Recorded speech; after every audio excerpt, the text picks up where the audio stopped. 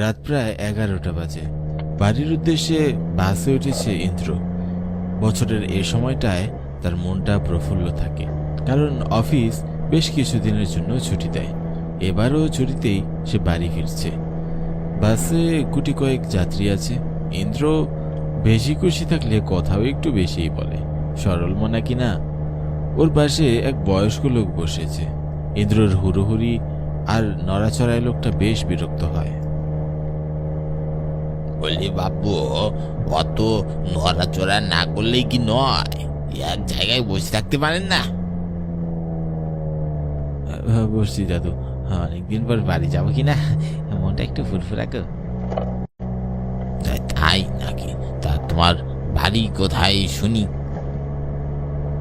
এখান থেকে রাখালপুর দাদু। এখান থেকে রাখালপুরের ঘাটেই নামবো, আর ওখান থেকে নৌকা নিয়ে সোজা বাড়ি। কি যে আনন্দ লাগছে, কতদিন পর মায়ের হাতের রান্না খাবো। বৃদ্ধ রাখালপুর নাম শুনে একটু অপ্রস্তুত হয়ে যায়। চোখে মুখে একটু ভয় জমা হয়। একটুখানি স্বাভাবিক হওয়ার চেষ্টা করলে তারপর তিনি বলে, তুমি বাড়িতে শেষ কবে গিয়েছ? এই তো প্রায় 6 মাস আগে। ও জন্যই জানো না, ওপরটা এখন আর আগের মতো নেই। মানে মানে লোক মুখে শুনি ওখান দিয়ে গেলে নাকি ক্ষতি হয়, গেলেই নাকি মানুষের কি কি হয়। একটু সাবধানে থেকো, বুঝলে? ইন্দ্র মাথা নাড়ে, তবে তেমন একটা গুরুত্ব দেয় না। মনে মনে ভাবে, বৃদ্ধ মানুষ একটু পুরনো আমলের চিন্তা ভাবনা, সে থেকে হয়তো এসব বলছে। এখনো আগের সব যুগ আছে নাকি? ইন্দ্র বাস থেকে নেমে রাখালপুর ঘাটে আসে। উঁচু রাস্তা থেকে ঢালু রাস্তায় মাঝি ঘাটটা নেমে গেছে। এখন বাজে রাত প্রায় 1টা। ইন্দ্র ফোনের টর্চ জ্বালিয়ে চারপাশে ঘোরায়। ইস, কি অন্ধকার হয়েছে চারপাশটা। একটা লোকের নিঃশ্বাসের আওয়াজ পর্যন্ত শোনার জন্য এত নীরব যে একটা পাতা পড়লেও মনে হবে বোম পড়েছে।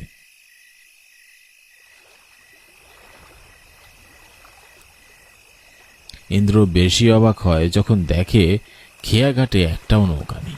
আশ্চর্য, অন্য সময় আসলে তো এখানে অনেক মাছই দেখতে পাওয়া যায়, আজ কেন নেই? কি করে সে এখন বাড়ি যাবে? এত রাতে কই বা থাকবে? এসব ভেবে উচ্ছ্বাসিত ছেলেটির মন খারাপ হয়ে যায়। একপাশে ব্যাগটা নিয়ে বসে পড়ে একটা উঁচু পাথরের উপর।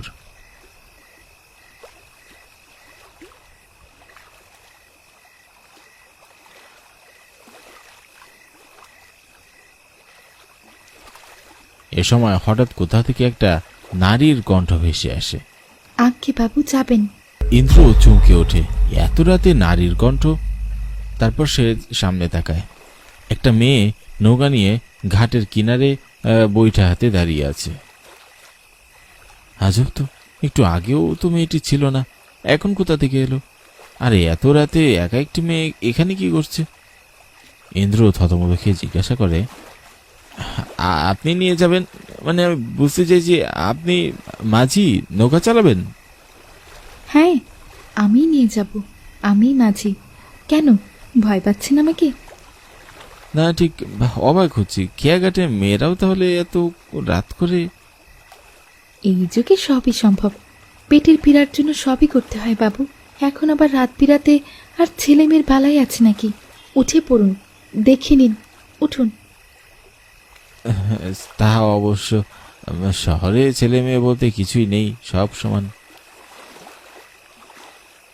ইন্দ্রর এমনিতেই ডর ভয় কম, তাই সে বেশি না ভেবে চট করে নৌকায় উঠে পড়ে। মেয়েটা বৈঠা বাইতে শুরু করে। হ্যালো বন্ধুরা, আজ আমি 1xBet নামে একটি অ্যাপ সম্পর্কে বলতে চাই, যেটি সবচেয়ে বিশ্বস্ত বুকমেকার। পিএসজি এবং সেরিয়া এ এই অ্যাপের স্পন্সর। অন্য অ্যাপের তুলনায় এখানে জেতার সম্ভাবনা অনেক বেশি। 30শে ডিসেম্বর বাংলাদেশ প্রিমিয়ার লিগ শুরু হবে এবং সমস্ত ক্রিকেট প্রেমীদের জন্য আপনাদের প্রিয় দলকে সমর্থন করার দুর্দান্ত সুযোগ। এই অ্যাপে আপনি সমস্ত ম্যাচের লাইভ ফলাফল এবং সেই ম্যাচটি লাইভ দেখতে পারবেন। আপনি স্কোরের ভবিষ্যৎবাণী করে বাজি ধরতে পারেন এবং BMW গাড়ি, আইফোন, ল্যাপটপ এবং আরও অনেক কিছুর মতো নগদ পুরস্কার জেতার সুযোগ রয়েছে। এখানে ক্র্যাশ গেম আছে, প্লেন যত উপরে যাবে তত বেশি টাকা পাবেন। এছাড়াও বিভিন্ন ধরনের গেম রয়েছে, আপনি যা খুশি তা বেছে নিতে পারেন। এবং রেজিস্ট্রেশন করার সময় আমার প্রচার কোড 1DAK ব্যবহার করে প্রথমবারের মতো জমাতে পারেন 12,000 টাকা পর্যন্ত এবং ফ্রি স্পিন। আপনি সহজেই পেটিএম, ব্যাংক, নগদ, বিকাশ, রকেট এবং অন্যান্য সহজ পদ্ধতির মাধ্যমে আপনার জেতা টাকা তুলতে পারেন। আমি অনেকদিন ধরে এটি ব্যবহার করছি, আপনিও ব্যবহার করতে পারেন। তাহলে আর দেরি কিসের? পিন কমেন্টে লিংক দেওয়া আছে, লিংকে ক্লিক করে রেজিস্ট্রেশন করুন অথবা গুগলে 1xbet সার্চ করে রেজিস্ট্রেশন করুন এবং রেজিস্ট্রেশনের সময় আমার দেওয়া প্রোমো কোড 1DAK ব্যবহার করুন এবং বোনাস পান।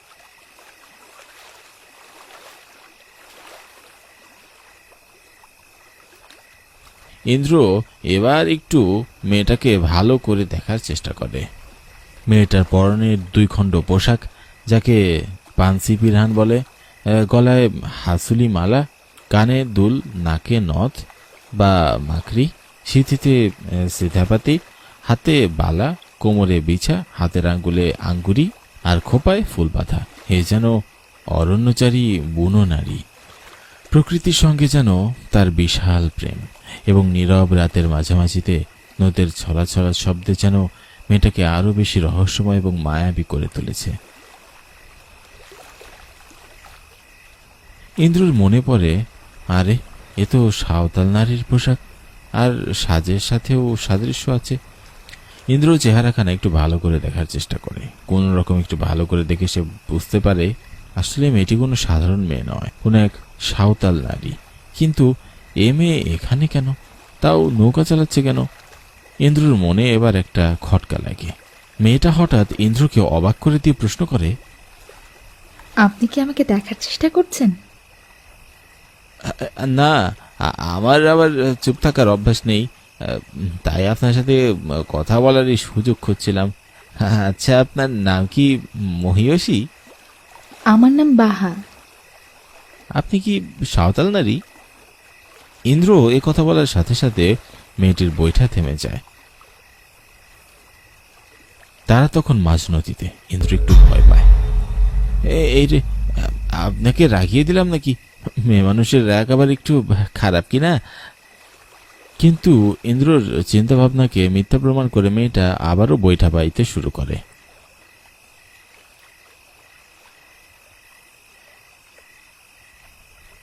তুমি কি করে বুঝলে? আপনার পোশাক আর কণ্ঠে সাঁওতালি টান দেখে বুঝতে পারছি। আচ্ছা, আপনি রাগ না করলে একটা প্রশ্ন করি? করে ফেলো। এত রাতে আপনি খেয়াপাড়ায় কি করেন? আপনি এই কাজই বা কেন করেন? অন্য কাজ করতে পারেন না? এটা তো আপনার জন্য রিস্কি। রিস্ক? রিস্ক? কি বললে? রিস্ক? হঠাৎ করে মেয়েটার অমন পাগলের মতো অট্টহাসি শুনে ইন্দ্র একটু চমকে ওঠে। মেয়েটা ততক্ষণে বইটা ছেড়ে দিয়েছে। 2 হাত আকাশের দিকে তুলে সে দাঁড়িয়ে পাগলের মতো হাসছে। ইন্দ্র বেশ ভয় পায়। মেয়েটা এবার সরাসরি ইন্দ্রের দিকে তাকায়। তাকে এবার চাঁদের আলোয় পুরোপুরি দেখতে পাওয়া যায়। ইন্দ্রর কলিজাটা কেঁপে ওঠে, কারণ সামনে দাঁড়ানো মেয়েটি এই মুহূর্তে কোনো রক্তে মাংসে করা নারী নয়, বরং বিভৎস এক নারী কঙ্কাল, যার চোয়াল বেয়ে মাংস খুয়ে খুয়ে পড়ছে, চোখ থেকে রক্ত ঝরছে। সে চোখে ক্রোধের আগুন, শরীরের এই সাঁওতালি পোশাকেও রক্তের ছিটে ফোটা লেগে আছে। ইন্দ্র কাঁপতে কাঁপতে জিজ্ঞাসা করে, কে আপনি? আমাকে কেন এখানে এনেছেন? আমি তো আপনার কোনো ক্ষতি করিনি। আমার পিছু লেগেছেন কেন? নারী মূর্তিটা এক ঝটকায় এগিয়ে আসে। তারপর ইন্দ্রর কাছে এসে ইন্দ্রর মুখ বরাবর ঝুঁকে, তারপর বিশ্রী করে হেসে ওঠে। আবারও হাসি বন্ধ করে চিৎকার করে বলে, চুপ, কোনো কথা বলবি না, কোনো কথা বলবি না। তোদের ছেলেতে কোনো বিশ্বাস নেই। আজ আমার মতো এক বাহা, এরপর আরেক বাহা। তোরা কতজনকে এইভাবে খুন করেছিস কে জানে? মানে এইসব কি বলছেন? আমি তো কিছুই বুঝতে পারছি না। কোনো কথা নয়, আজ আমি কঠিন প্রতিশোধ নেব, কঠিন প্রতিশোধ। এক সাঁওতাল নারীর প্রতিশোধ কতটা ভয়াবহ হয় আজ এই নীরব নদী, আকাশ, পাখি সব দেখবে। সবাই সাক্ষী হবে এই ভয়ানক রাতের। ইন্দ্র আর কিছু বলতে যাবে মেয়েটি এগিয়ে আসে, তারপর ইন্দ্রর গালে একটা আঁচড় মারে। ইন্দ্রর গাল বেয়ে রক্ত ঝরতে শুরু করে। ইন্দ্র বুঝতে পারে এটা কোনো অশরীরী, কিন্তু তার পিছু লেগেছে কেন সে সেটা বুঝতে পারে না। চোখ বুজে কাঁদো কাঁদো কণ্ঠে হাত জোর করে বলে, দিদি, ও দিদি, আমার কথা একবার শুনুন। আমি তো আপনার কোনো ক্ষতিই করিনি। আমি আপনার দাদার মতো দিদি, দাদার মতো, প্লিজ দিদি। মেয়েটার রাগ কমতে থাকে, ধীরে ধীরে মেয়েটা শান্ত হয়। ইন্দ্রকে ছেড়ে নৌকায় বসে পড়ে, তারপর হু হু করে হাঁটু গেড়ে মুখ লুকিয়ে এসে কাঁদতে থাকে। দিদি, আমাকে বলো, আমি তোমায় সাহায্য করব।